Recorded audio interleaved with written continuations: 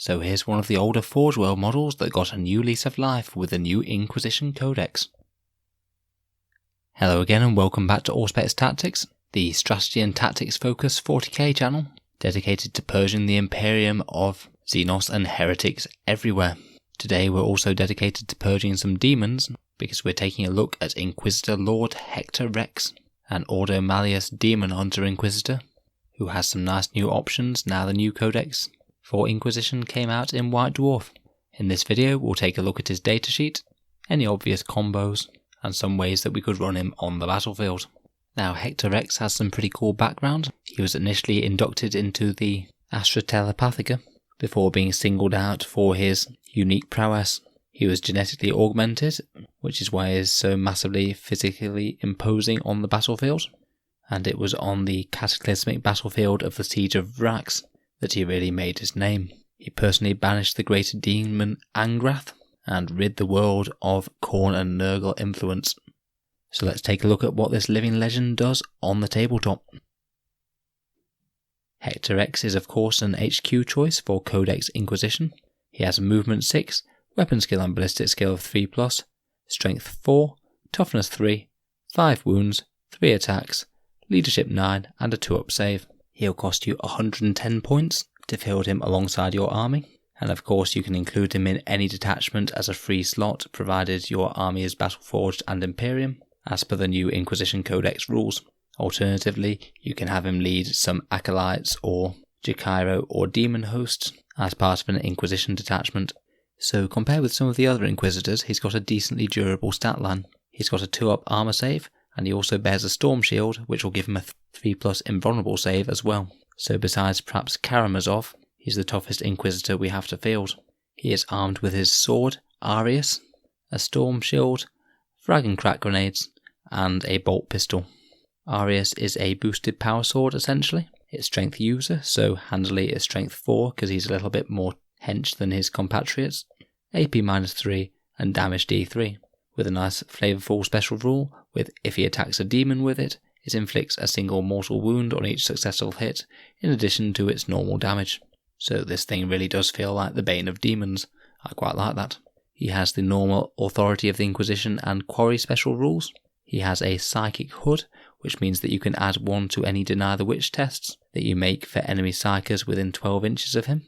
He has the normal Unquestionable Wisdom special rule, which will mean that he can buff Imperium units' morale within 6 inches of him up to his Mighty Leadership 9, and you can set him up via Teleport Strike, which means that you can keep him in reserve and bring him in alongside other units that he might be wanting to support. This is really quite useful, as most of the Inquisition can't do this, excepting the Ordo Malleus Inquisitor in Terminator armour. This guy is of course a Psyker as well. He knows 2 powers from the Telethesia discipline and also Smite. He can manifest 2 of those powers and also deny up to 3 powers in each enemy psychic phase. So he's pretty much as strong a psychic denier as Greyfax is, which is quite impressive, seeing as he is a lot tougher, can cast more, and psychic denial is sort of her thing. So overall, he is a very strong psychic Inquisitor, and also pretty hard to remove for your opponent with that 2-up save and 3-up invul.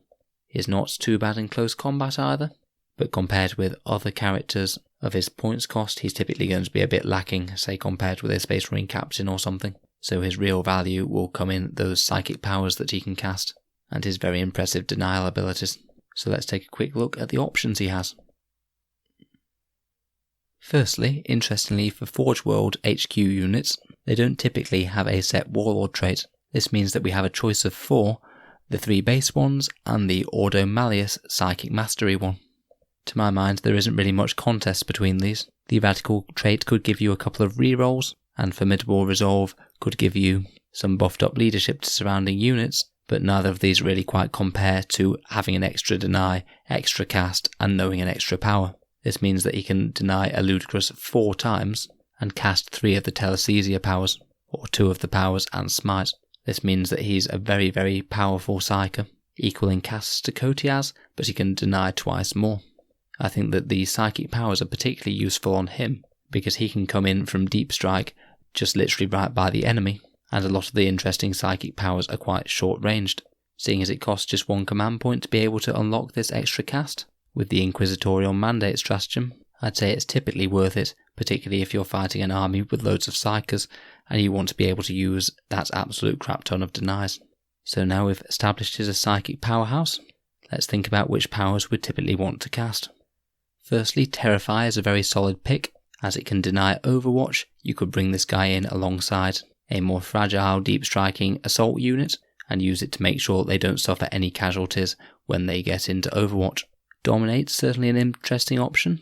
It only has a 12-inch range, but you can set up just outside 9 inches of the enemy, which means that you can set up within range to cast this power on the model of your choice. Certainly could be worth a go, particularly if your opponent has a character with a plasma weapon, and we can hope to overcharge and kill the character as well as whatever he's firing at. Mental Interrogation could be useful. By bringing him down near a character, you could potentially steal a command point back if you get lucky, and it could be particularly devastating on a knight or another big fighty character by making them hit at -1 for the next turn. And Castigation certainly isn't a bad pick. It's a targeted smite that gives you D3 mortal wounds if you can beat or equal the opponent's leadership on 3d6.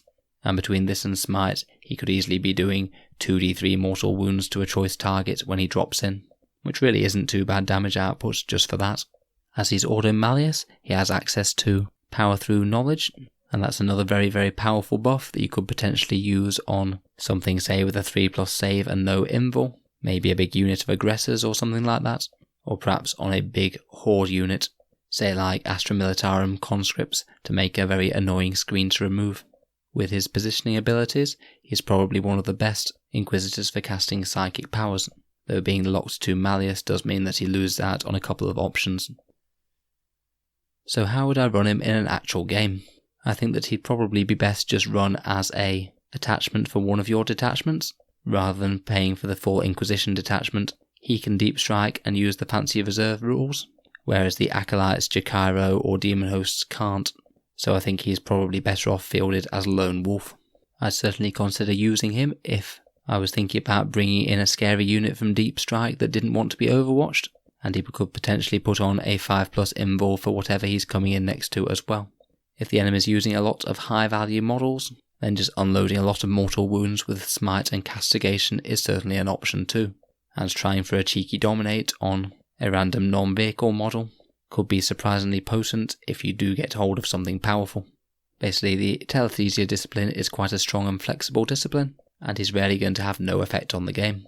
I wouldn't go expecting him to do any wonders in close combat, even against demons. He is only strength 4 with 3 attacks and a 3 up to hit, so you might get him to kill an odd infantryman or two, but it really is the psychic where you're going to have to be getting the value out of this guy.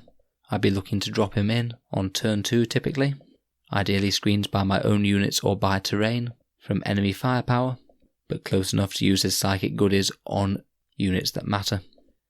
Depending on the matchup, it could just be worth starting him on the board, particularly if you just want his psychic denial bubble to stop some Eldar shenanigans or chaos sorcerers in their tracks. That 24-inch denial bubble really is going to put a big hamper on the enemy's plans, as it will make them need to position themselves carefully if they don't want to be in deny range. He's definitely a very flexible little buffing and mortal wound dealing unit, and I think that he's a decently competitive pick for the new Inquisition Codex.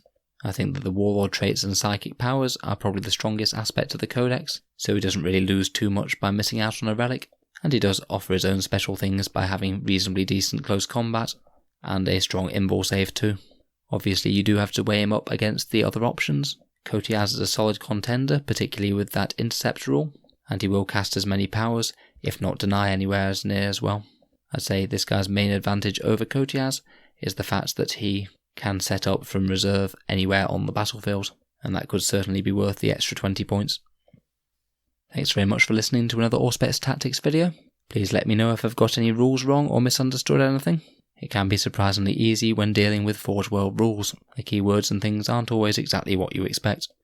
Feel free to subscribe if you'd like to hear more like this. I'll be trying to cover the other Inquisitors over the next few weeks. Thanks very much for listening. I'll hope to see you guys in the next video.